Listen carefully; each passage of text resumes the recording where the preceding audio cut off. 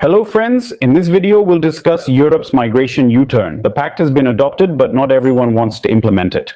We are witnessing a large-scale tectonic reform of the entire European legal system, which finally buries the old liberal illusions about the free movement of people and open-door policies.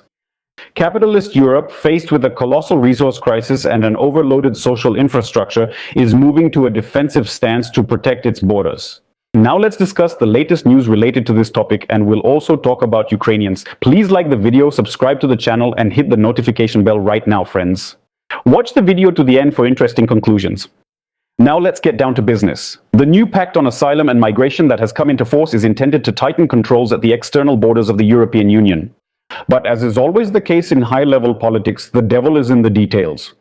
Proclaiming common pan-European solidarity on paper is one thing, but getting sovereign states to actually implement its directives in practice is quite another. Let's break down in detail, point by point, how this reform will work, why Poland is entering into open conflict with Brussels, and what this whole story means for the citizens of sunny Ukraine. The essence of the reform: border screening and 12 weeks for deportation. The main goal of the new pact is to minimize the burden on the internal regions of the European Union and to prevent the uncontrolled movement of migrants deeper into the continent. To achieve this, strict sorting of asylum seekers is introduced right at the entry point. Closed border camps.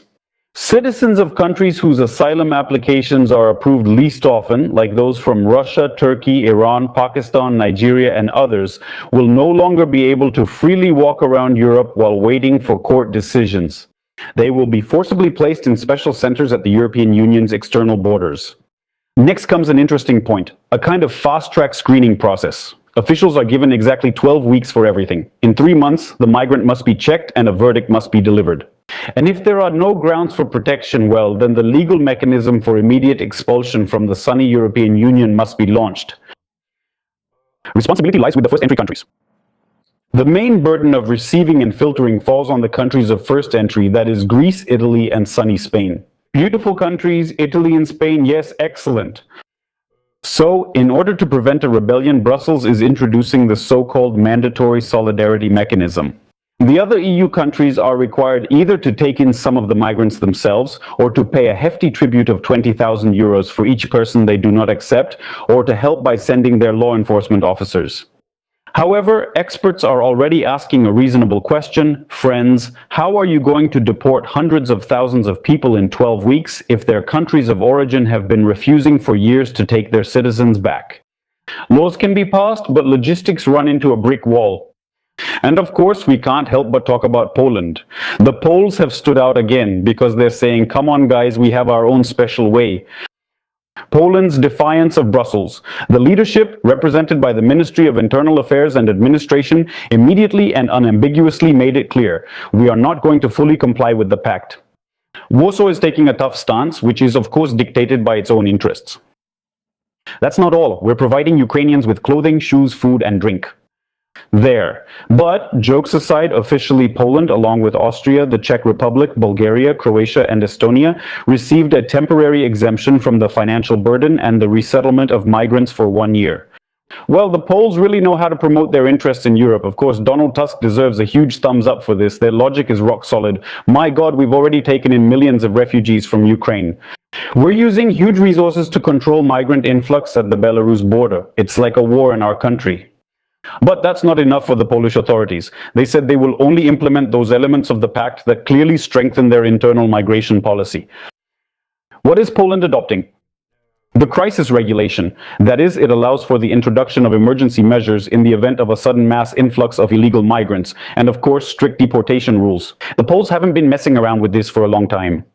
Look at what Poland is sabotaging. Warsaw categorically refuses to build additional medical facilities on the border and to implement new procedures for dealing with migrants. Polish officials say this will make border security with Belarus harder and restrict border guards. There is already an uproar in the European Parliament. Members are demanding that the European Commission drag Poland through the courts for sabotage. Brussels is keeping silent for now, understanding that if we put too much pressure on Warsaw, our entire structure might crack.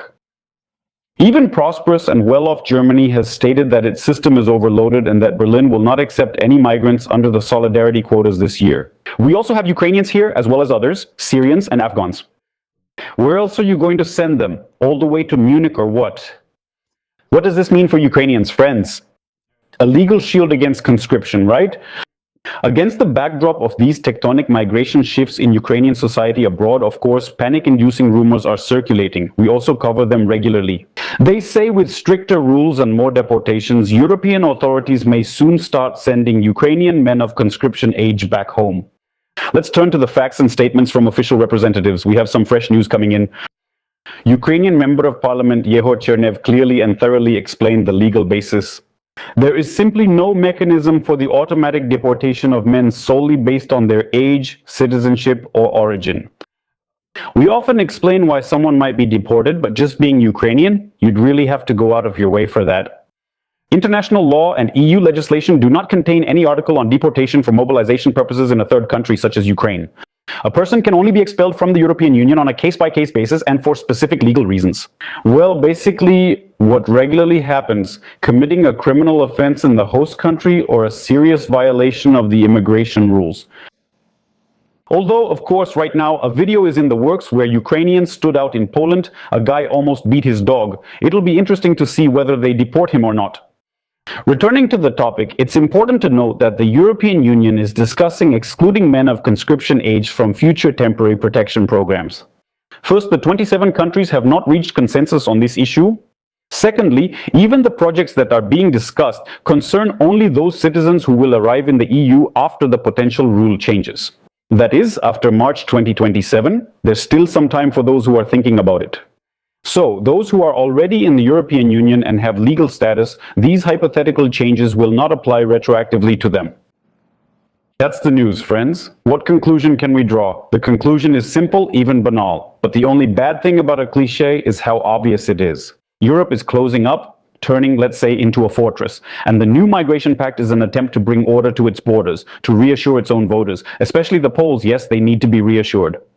So, Poland in this situation is acting solely in the interests of national progress.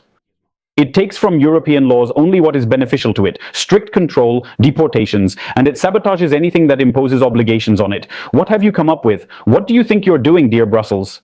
To build some kind of humanitarian infrastructure? No, you do it yourselves. We already have our hands full here. For Ukrainians legally in the European Union, this pact currently poses no major threat. Legal protections remain strong. And deportation based on nationality or age, well, that's a myth. However, the overall trend of deportations is obvious, my friends.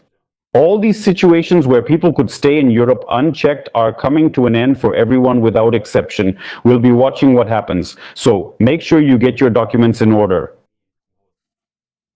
The more documents you have, the better. You can never have too many papers. So friends, that's the information. Leave your likes and comments. By the way, let me know if you ever see any black guys here in sunny Europe. Because I'll tell you, there's this interesting guy standing near Lidl. Right now, thank God, it's June, yes, June of 2026, and he's standing at Lidl wearing a hat and a jacket. So apparently this Italian summer just doesn't suit him at all. Well, it's okay. Let's hope he won't freeze. It's scorching here. If you don't mind, I'll show you what's happening outside our window. And let me tell you, it's warm, really warm, and the time of year is such that the real heat is just beginning. It's 1:45 p.m. while I'm recording this video. Here's the little balcony. This is sunny, sunny Italy. There are a lot of advantages in this country, but of course there are also some disadvantages. Well, we'll tell you more about it sometime. Thank you all for your attention. Like, comment, and care for yourself and loved ones.